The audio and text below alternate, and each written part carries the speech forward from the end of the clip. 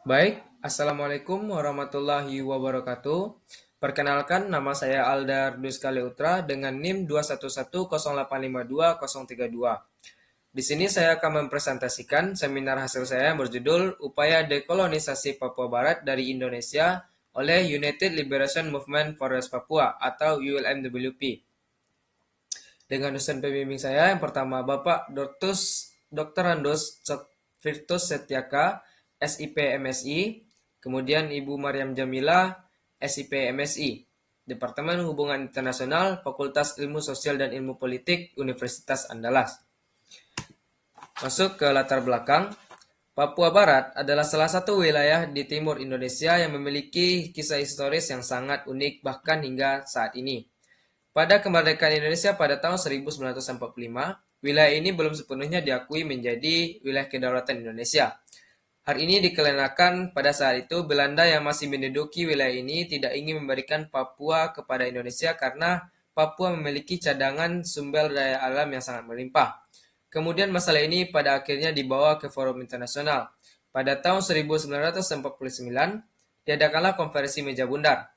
Namun, hasil dari KMB ini menetapkan bahwa penyerahan kedaulatan Indonesia oleh Belanda kepada Indonesia belum bisa dilaksanakan akibat konflik yang terus berlanjut pada perebutan wilayah ini.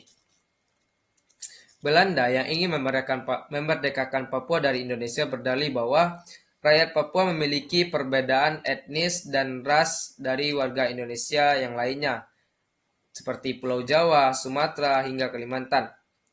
Puncaknya, pada tahun 1969 diadakanlah penentuan pendapat rakyat atau PPRA untuk menentukan nasib Papua, apakah bergabung dengan Indonesia atau memilih untuk menegakkan negara sendiri.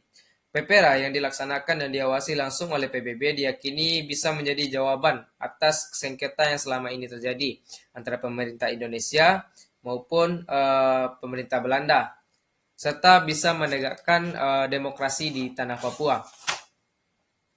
Hasil dari PPRA yang dilakukan kurang lebih 16 hari menjawab permasalahan yang selama ini terjadi, di mana mayoritas para rakyat Papua memilih berintegrasi dengan Indonesia. Namun, setelah diumumkannya hasil akhir ini, justru ada beberapa pihak yang tidak menerima hasil PPRA ini, karena dianggap sebagai bentuk ketidakadilan dalam pemungutan suara. Salah satu aktor yang aktif dalam penolakan ini adalah aktivis kemerdekaan Irian, yaitu Herman Wayoy. Menurut mereka, demokrasi Papera ini tidak berjalan semestinya, karena suara yang diambil pada Papera ini bukan berdasarkan suara dari masing-masing individu rakyat Papua, melainkan satu dari perwakilan organisasi adat ataupun yang diwakili berdasarkan musyawarah dan mufakat suku adat itu sendiri. Proses tetap berlanjut. Hasilnya ditetapkan oleh PBB bahwa Papua menjadi bagian wilayah dari Indonesia setelah hasil Papera yang menunjukkan bahwa rakyat Papua ingin berintegrasi dengan Indonesia. Puncaknya, muncul gerakan organisasi separatisme dan aktor politik yang memperjuangkan kemerdekaan Papua dari Indonesia pada tahun 1945. Gerakan ini muncul sebagai respon atas ketidakpuasan hasil Papera. Hal ini tentu saja menjadi momok tersendiri bagi pemerintahan tersebut. Karena apabila terjadi perselisihan di dalam tubuh pemerintahan, maka suku-suku di Papua pun akan ikut campur dalam menyelesaikan permasalahan tersebut. Gerakan-gerakan perjuangan kemerdekaan Papua ini tidak hanya sebatas gerakan separatisme, akan tetapi terdapat juga gerakan-gerakan politik yang dilakukan oleh aktivis-aktivis dalam memperjuangkan kemerdekaan Papua Barat. Dalam studi hubungan internasional, dekolonisasi didefinisikan sebagai upaya untuk melepas warisan kolonial yang selama ini menduduki suatu wilayah. Lebih lanjut, dekolonisasi merupakan proses transisi dari suatu kontrol pemerintah kolonial menjadi wilayah atau kedaulatan yang mandiri tanpa adanya intervensi. Proses ini mencakup hak self-determination yang dianggap sebagaimana merupakan hak yang telah diatur oleh PBB untuk menentukan nasib mereka sendiri. Selain dari itu, dekolonisasi juga didefinisikan sebagai proses transformasi struktur baik itu politik, sosial, budaya, yang menjadi ciri khas tersendiri tanpa adanya warisan dari pemerintah kolonial sebelumnya. Greg Frey, dalam bukunya yang berjudul Framing the Island, mengungkapkan bahwa dekolonisasi merupakan sebuah upaya untuk menghapus kontrol kolonial yang menguasai wilayah sebelumnya menjadi wilayah yang kuat secara mandiri, baik itu dari segi institusional maupun secara budaya, dengan mengikuti budaya asli dari nenek moyang wilayah tersebut. Karena budaya yang diterapkan oleh pemerintah kolonial sebelumnya sangat berbeda dengan budaya asli dari suatu wilayah tersebut. Burger Frey menekankan bahwa regionalisme adalah alat utama pengukuran bagaimana wilayah tersebut bisa dimasukkan ke dalam suatu warisan budaya nenek moyang. Dalam konteks isu Papua Barat, Frey menyebutkan bahwa konflik yang terjadi di Papua merupakan bentuk unfinished decolonization karena proses integrasi Papua ke Indonesia setelah PPRA tahun 1969 dianggap tidak sah. Hal ini diperkuat dengan sejarah diskriminasi, pelanggaran HAM, hingga eksploitasi sumber daya alam yang dilakukan di tanah Papua, membuat aktivis pro kemerdekaan Papua berasumsi bahwa tidak lepas dari penjajahan yang berkelanjutan dari Belanda ke Indonesia. Selanjutnya, Frantz Fanon dalam bukunya yang berjudul The Riches of the Earth mendefinisikan bahwa dekolonisasi merupakan sebuah proses untuk melepaskan diri dari kontrol penjajah yang selama ini menduduki suatu wilayah demi mengembalikan harga diri dan martabat masyarakat lokal yang selama ini hilang akibat adanya tekanan psikologis dan penindasan yang terjadi di wilayah tersebut. Fanon menegaskan bahwa dekolonisasi dapat dicapai dengan cara pembalasan apa yang telah dilakukan oleh pemerintah kolonial selama berkuasa di wilayah tersebut. Dalam hal ini, pembalasan tersebut harus bersifat kekerasan untuk mengembalikan harga diri dan martabat masyarakat lokal. Teori dekolonisasi menurut Fanon ini lebih dijelaskan kepada pemberontakan bersenjata melawan struktur kolonial. Ketidakpuasan terhadap hasil PPRA tahun 1969 memunculkan polemik dan masalah yang terus berlanjut hingga saat ini. Ketidakpuasan yang sebelum PPRA tersebut dimulai sudah memunculkan gerakan aktivis pro kemerdekaan Papua Barat. Puncaknya, pada tahun 1965 muncul Gerakan Organisasi Papua Merdeka atau OPM yang didasari atas ketidakpuasan terhadap dinamika yang terjadi terhadap konflik Papua, terutama pasca operasi militer Trikora yang dianggap sebagai bentuk penindasan kepada rakyat Papua. United Liberation Movement for West Papua atau UMWP muncul pada tahun 2014. Organisasi ini merupakan wadah dari seluruh organisasi pro kemerdekaan Papua, seperti West Papua National Coalition for Liberation atau WPNCL, National Federal Republic of West Papua atau NRFPB, West Papua National Parliament atau WPP. Seperti halnya dengan gerakan separatisme, UMWP bergerak dalam menyuarakan keadilan dan kemerdekaan Papua Barat yang dianggap sebagai wilayah kolonial pemerintah Indonesia. Dalam usaha mereka memakai dua upaya untuk menjalankan misi tersebut. Yang pertama itu upaya dari dalam negeri maupun keluar negeri. Upaya dari dalam negeri tersebut mencakup kekerasan bersenjata yang dilakukan oleh UMWP untuk menekan pemerintah Indonesia dan juga upaya keluar negerinya tersebut mencakup upaya diplomasi dan juga solidaritas regional untuk mencari dukungan dan pengakuan sebagai sebuah negara sendiri atas hasil kemauan dari rakyat Papua itu sendiri. Kemudian mereka juga melakukan gerakan transnasional berupa kampanye pelanggaran HAM yang dilakukan oleh pemerintah Indonesia. Strategi internal yang dilakukan oleh MWP ini melibatkan TPNPB sebagai aktor aktif dalam eksekusi intervensi militer tersebut. Hal ini selaras dengan dekolonisasi menurut Fanon. Begitu juga strategi eksternal yang dilakukan untuk memanfaatkan prinsip solidaritas bangsa Melanesia pada organisasi regional Melanesian Spearhead Group dan juga mencerminkan prinsip dekolonisasi menurut Greg Frey. Lanjut kepada rumusan masalah. Isu yang terjadi di Papua Barat menjadi tantangan tersendiri dan kompleks bagi pemerintah Indonesia, baik itu dari segi keamanan dan juga hubungan internasional. Hal ini disebabkan oleh upaya dekolonisasi Papua Barat yang dilakukan oleh MWP ini membuat upaya ini menjadi sangat sulit untuk diberantas pada saat ini. Di dalam negeri, mereka berkolaborasi dengan OPM yang pada dasarnya menggunakan hard power dan intervensi militer untuk melemahkan kekuatan keamanan Indonesia. Sedangkan di luar, mereka memanfaatkan solidaritas bangsa-bangsa Melanesia, terutama solidaritas di organisasi Melanesian Spearhead Group. Lanjut kepada pertanyaan penelitian. Bagaimana upaya dekolonisasi Papua Barat dari Indonesia oleh United Liberation Movement for West Papua atau UMWP dengan tujuan penelitiannya untuk menganalisis strategi atau upaya apa saja yang dilakukan oleh UMWP dalam proses dekolonisasi Papua Barat dari Indonesia sehingga upaya tersebut sangat susah untuk dihentikan. Manfaat penelitian. Yang pertama itu manfaat secara akademik. Memberikan pengetahuan tentang konsep dekolonisasi dan upaya UMWP dalam memerdekakan Papua dengan mengaitkan kepada konsep dekolonisasi tersebut.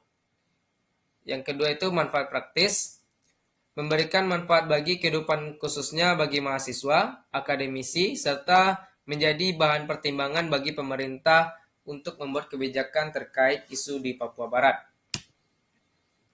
Studi pustaka. Yang pertama, saya memakai studi pustaka menuju tercapainya kemerdekaan Papua dalam kerangka bernegara. Jurnal dari Aris Sarjito tahun 2023. Yang kedua, aktivitas internasional gerakan separatisme Papua oleh Polta Pertiwi Nainggolan tahun 2014. Yang ketiga, Perang Peributan Irian Barat dengan subjudul Sebuah Tinjauan Historis oleh Doli Andika dan Gazalie tahun 2024. Yang keempat, status United Liberation Movement for West Papua atau UMWP dalam hukum internasional terhadap kedaulatan Indonesia oleh Abdillah Satari Rahim dan Fauzia Gustiarina tahun 2021. Lalu yang terakhir, inkonsistensi kebijakan Melanesian Spearhead Group dalam isu Papua Barat oleh Muhammad Fadilah tahun 2019. Kerangka konseptual. Di sini saya memakai kerangka konseptual dengan kerangka utama yaitu konsep dekolonisasi. Namun saya membagi dua pengertian ataupun dua strategi. Yang pertama itu dekolonisasi menurut Greg Fry dan juga dekolonisasi menurut Frantz Fanon. Yang pertama itu dekolonisasi menurut Greg Fry. Greg Fry berpendapat bahwa dekolonisasi yang terjadi pada suatu wilayah atau sistem harus benar-benar sempurna dalam proses transisi dan tidak meninggalkan kontrol kolonial dalam wilayah tersebut. Identitas, ras, dan budaya adalah poin penting dalam terjadinya dekolonisasi. Upaya yang ditanamkan pada konsep dekolonisasi Greg Fry ini adalah meminta dukungan dan dan menggunakan kekuatan diplomasi untuk menekan pemerintah kolonial. Dalam hal ini, UMWP memanfaatkan solidaritas bangsa Melanesia dalam mendapatkan dukungan-dukungan tersebut. Yang kedua itu dekolonisasi menurut Frantz Fanon. Frantz Fanon berpendapat bahwa kolonisasi yang terjadi pada suatu sistem atau wilayah seringkali dilakukan dengan cara paksa atau menggunakan kekerasan sebagai bentuk penjajahan. Maka dari itu dekolonisasi yang terjadi harus dibalas dengan upaya yang sama untuk memulihkan martabat dan harga diri warga asli untuk meruntuhkan struktur kolonial. Dalam hal ini, UMWP melakukan kolaborasi dengan TPNPB untuk melemahkan struktur Indonesia dengan memerangi ataupun menghancurkan fasilitas menurut fasilitas punya pemerintah Indonesia. Berikut adalah kerangka konseptual yang saya simpulkan. Yang pertama itu dekolonisasi saya bagi menjadi dua, itu eksternal dan internal. Upaya eksternalnya itu diplomasi internasional dan solidaritas regional. Upaya internal itu perlawanan bersenjata. Metode penelitian saya pakai ini jenis penelitian yang pertama itu metode kualitatif dengan jenis kualitatif deskriptif data primer dan sekunder dari wawancara dan studi pustaka. Unit dan tingkat analisisnya, strategi dekolonisasi UMWP, unit eksplanasinya upaya-upaya dekolonisasi yang dilakukan oleh UMWP seperti kekerasan bersenjata dan juga memanfaatkan diplomasi internasional. Batas penelitian. Yang pertama, batas penelitian saya pakai di sini dari tahun 2014 dan 2024. Yang terakhir itu teknik pengumpulan data. Teknik pengumpulan data berupa wawancara dengan akademisi HI dan juga menggunakan studi pustaka.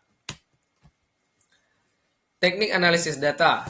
Yang pertama, saya mengumpulkan data dan mempelajari serta menelaah serta memahami data terlebih dahulu. Data-data tersebut berupa data dari wawancara dan studi pustaka. Yang kedua, setelah mengumpulkan data tersebut, saya membuat pembagian dan mengkategorisasikan data-data tersebut sesuai dengan konsep yang digunakan. Yang ketiga itu penafsiran dari data yang diperoleh dan menganalisis pembagian data menggunakan konsep yang digunakan.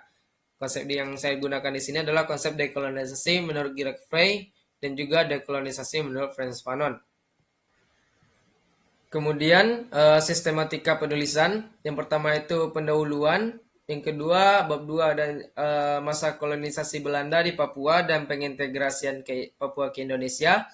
Yang ketiga, sejarah dan dinamika terbentuknya LMWP.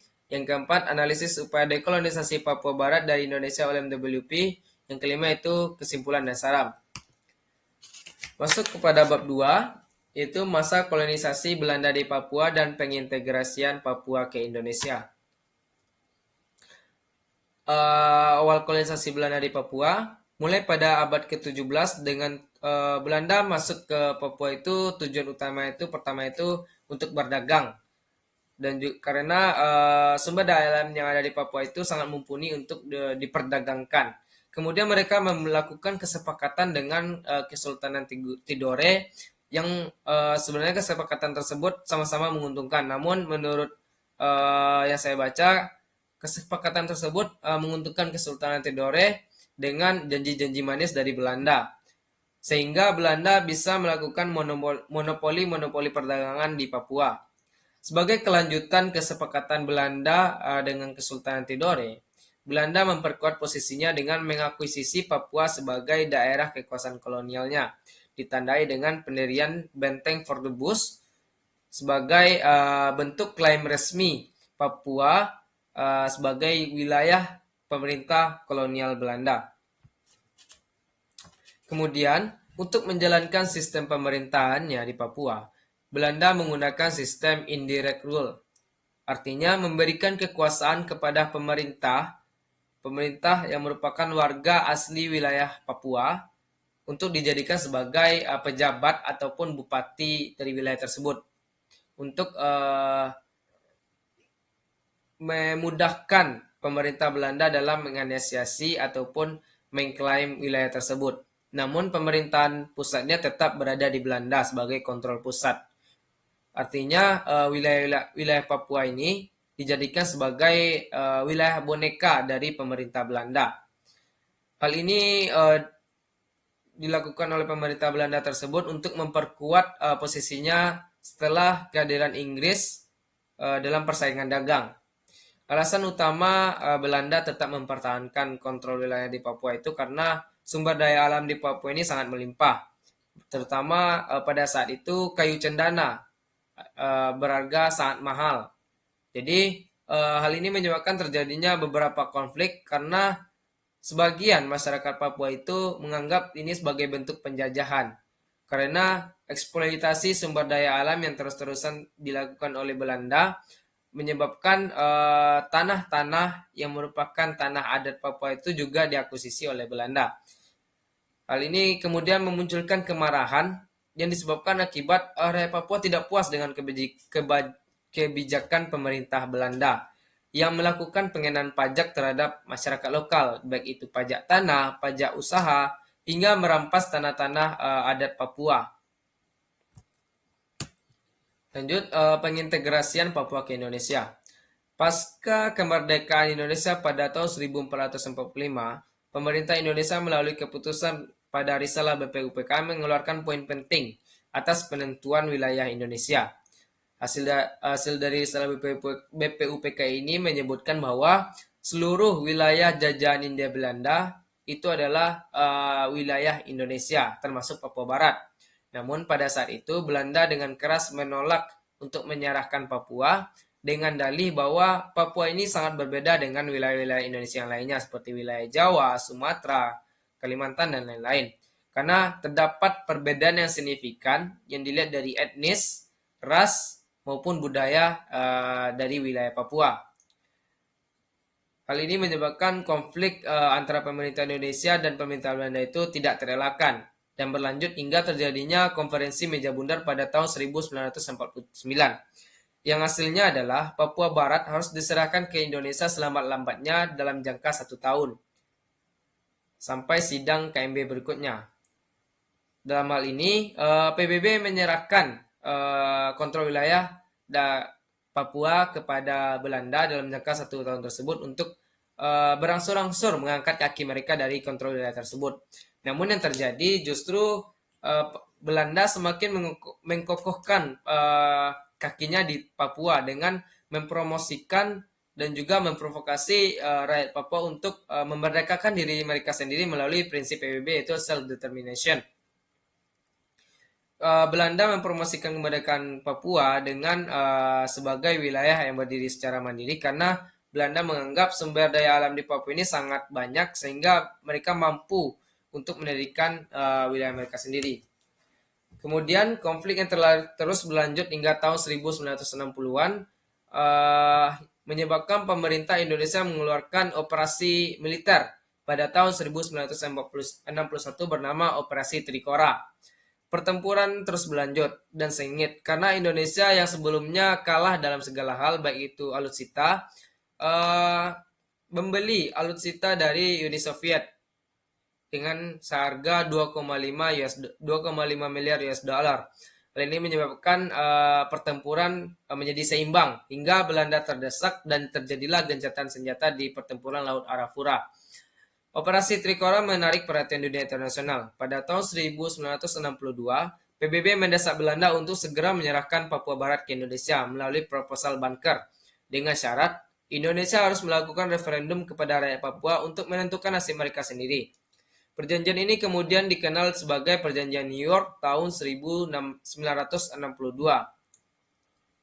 Sebagai lanjutan dari Perjanjian New York tahun 1962, pada tahun 1969 diadakanlah penentuan pendapat rakyat atau PEPERA dengan memberikan kesempatan kepada rakyat Papua untuk menentukan nasib mereka sendiri. Apakah mereka memilih berintegrasi dengan Indonesia atau memilih mendirikan wilayah mandiri atau negara mandiri. Kemudian proses PEPERA ini melibatkan 1.025 orang yang merupakan perwakilan dari suku dan adat di Papua. Hanya berdasarkan data kurang dari 0,1% populasi dari seluruh Papua itu sendiri. Hasil dari Papua ini menunjukkan bahwa pemilih-pemilih tersebut memilih berintegrasi kepada Indonesia.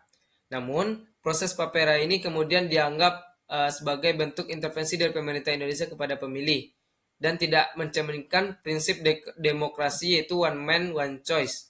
Atas dasar inilah munculnya organisasi-organisasi kemerdekaan pro Papua Barat.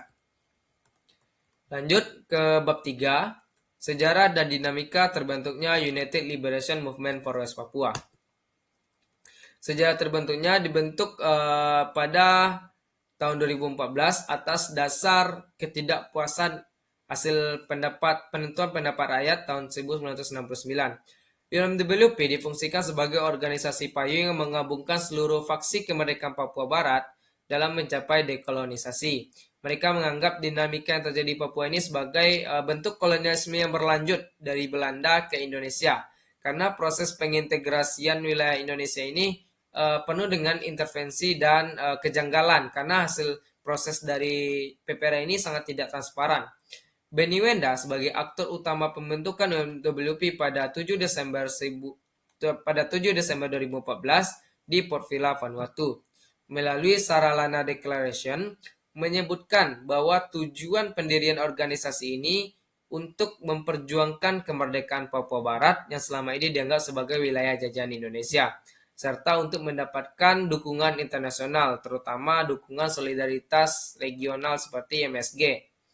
Tujuan didirikannya UMWP ini untuk memperjuangkan dekolonisasi Papua Barat tentunya, melalui diplomasi dan juga kekerasan bersenjata. Dalam hal ini mereka memanfaatkan prinsip sosialisme Melanesia untuk mendapatkan dukungan. Alasan yang melatar belakangi terbentuknya UMWP adalah yang pertama itu fragmentasi gerakan pro kemerdekaan.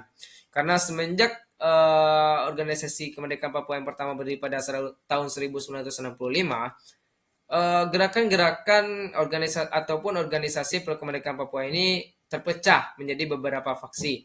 Maka dari itu, pada tahun 2014 dibentuklah UMWP ini sebagai bentuk penyatuan dari seluruh faksi kemerdekaan Papua Barat. Lalu alasan yang kedua adalah represi Indonesia yang berkelanjutan. Dan ketiga yaitu dukungan regional bangsa Melanesia. Dalam hal ini yang paling banyak disoroti adalah aktornya yaitu Vanuatu dalam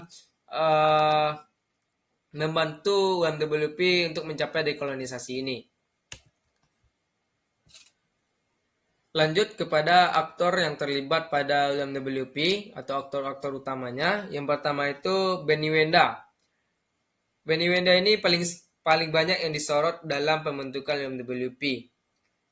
Dia menjadi ketua dari organisasi tersebut selama bertahun-tahun. Sebelumnya dia telah banyak melakukan upaya untuk mengkampanyekan kemerdekaan Papua melalui organisasi yang didirikannya pada tahun 2004 yaitu Free West Papua Campaign yang berfokus pada kampanye kemerdekaan Papua melalui narasi pelanggaran HAM, eksploitasi sumber daya alam, hingga diskriminasi terhadap rakyat Papua. Kemudian pada tahun 2003, dia mengasingkan diri ke Inggris untuk berlindung dari tekanan pemerintah Indonesia yang mencarinya karena dianggap sebagai bentuk provokasi teroris. Kemudian ada Markus Haluk, seorang aktivis pro kemerdekaan Papua yang diangkat sebagai Direktur Eksekutif UMWP. Haluk diberi tugas untuk merancang strategi non-kekerasan dan advokasi HAM dari dalam Papua untuk memberikan data-data kekerasan HAM yang terjadi di Papua oleh militer Indonesia. Kemudian ada Edison Waromi. Pada awalnya Edison adalah seorang pemimpin NRFPB yang ikut dalam pertemuan 3 organisasi besar Papua Barat pada tahun 2013. Setelah UMWP didirikan, beliau menjabat sebagai Ketua Komite Dewan UMWP. Lalu yang terakhir adalah aktor eksternal yaitu Charlotte Salwai, yaitu Perdana Menteri Vanuatu. Fungsinya di sini adalah Charlotte Salwai ini sering memberikan dukungan kepada UMWP dan juga memberikan fasilitas kepada aktivis-aktivis pro kemerdekaan Papua Barat dalam mengadakan pertemuan internal organisasi maupun pertemuan yang membahas tentang strategi dekolonisasi Indonesia. Kemudian lanjut ke bab 4, analisis upaya dekolonisasi Papua Barat dari Indonesia oleh UMWP. Yang pertama itu analisis strategi internal, perlawanan bersenjata. Upaya dekolonisasi dengan strategi internal oleh UMWP ini berfokus pada kekerasan dan perlawanan bersenjata kepada aparat keamanan Indonesia untuk melemahkan kontrol Indonesia. UMWP melakukan kekerasan bersenjata dengan mengaitkan TPNPB sebagai aktor aktif yang bergerak pada perlawanan bersenjata ini. Strategi internal ini selaras dengan konsepan dekolonisasi Frantz Fanon yang memandang bahwa kekerasan sebagai alat untuk membebaskan masyarakat dari belenggu kolonialisme dan juga mengembalikan martabat. Berikut data yang saya peroleh untuk menganalisis upaya-upaya apa saja yang dilakukan oleh UMWP dalam mencapai dekolonisasi ini. Yang pertama, pada tahun 2014, OPM melancarkan serangan kepada pos militer di Paniai Timur. Hal ini memiliki tujuan sebagai bentuk perlawanan atas penindasan dilakukan oleh aparat keamanan Indonesia yang sebelumnya bersifat arogan terhadap masyarakat Papua. Hasil dari aksi ini adalah mereka berhasil menarik perhatian aktivis HAM karena tindakan aparat TNI ini semakin memperburuk citra aparat keamanan Indonesia di mata dunia. Yang kedua itu pada tahun 2017 hingga 2019 mereka melancarkan yang paling disoroti itu serangan terhadap proyek pemerintah Trans Papua. Tujuannya untuk mencapai perlawanan perlawanan untuk menghapus struktur kolonial untuk memulihkan dan mengembalikan martabat sebagai pemilik tanah asli Papua. Hasil dari aksi ini adalah pemerintah Indonesia melabeli OPM sebagai kelompok teroris. Namun bagi masyarakat Papua itu sebagai bentuk perlawanan karena penjajahan yang selama ini terjadi di tanah mereka. Artinya proyek Trans Papua ini merupakan bentuk eksploitasi terhadap tanah-tanah yang ada di Papua tanpa seizin dari tanah masyarakat itu sendiri. Lalu dipergunakan untuk proyek pemerintah dan juga merusak lingkungan. Kemudian pada tahun 2021 penembakan dan pembakaran terhadap fasilitas pemerintah Indonesia di Intan Jaya. Tujuannya sebagai bentuk perlawanan dan proses akibat keganasan TNI dalam konflik Papua Barat.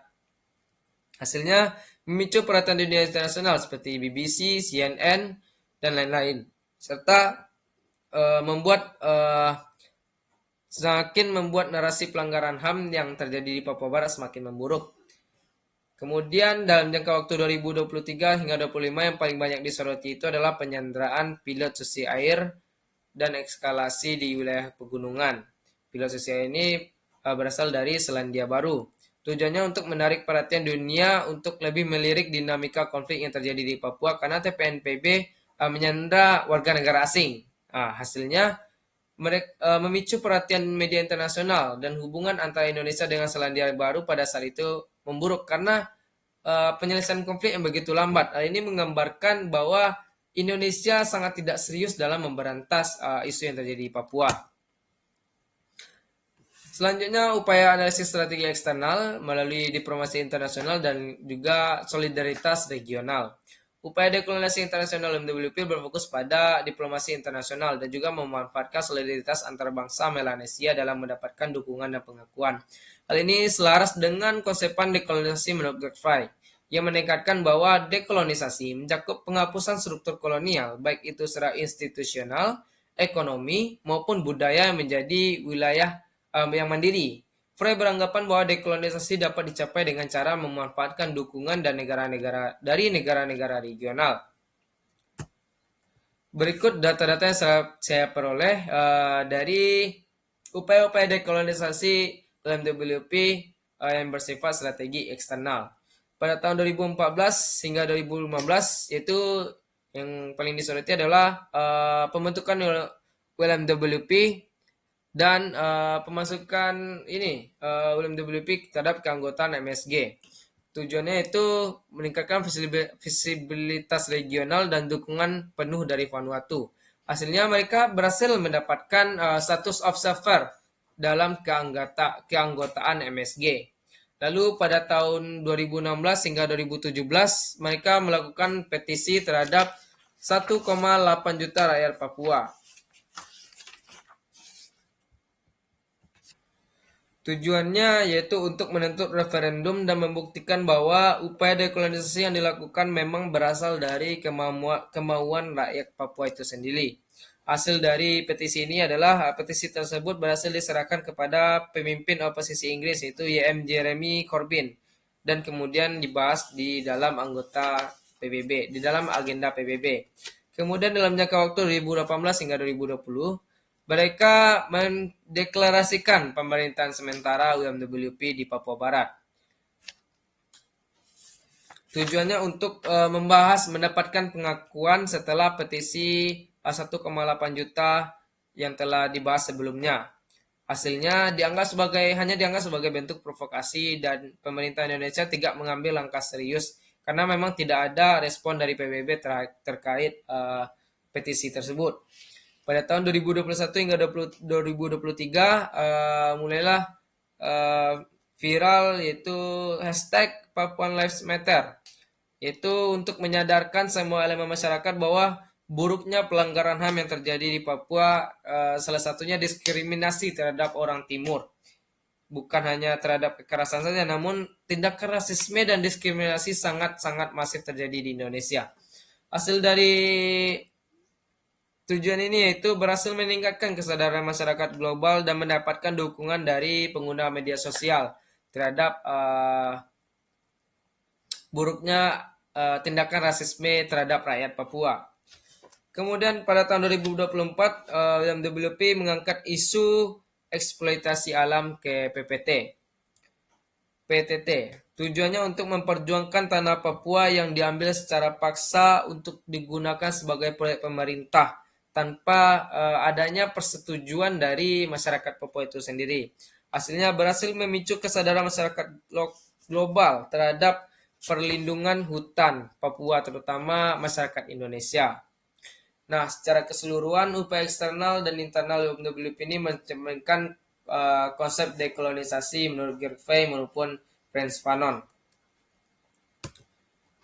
Kemudian terakhir penutup, kesimpulan penelitian ini menunjukkan bahwa dekolonisasi Papua Barat oleh WWP yang berlangsung sejak 2014 hingga sekarang merupakan respon terhadap sejarah kolonialisme Belanda dan intervensi Indonesia melalui PPRA tahun 1969 yang dianggap tidak sah.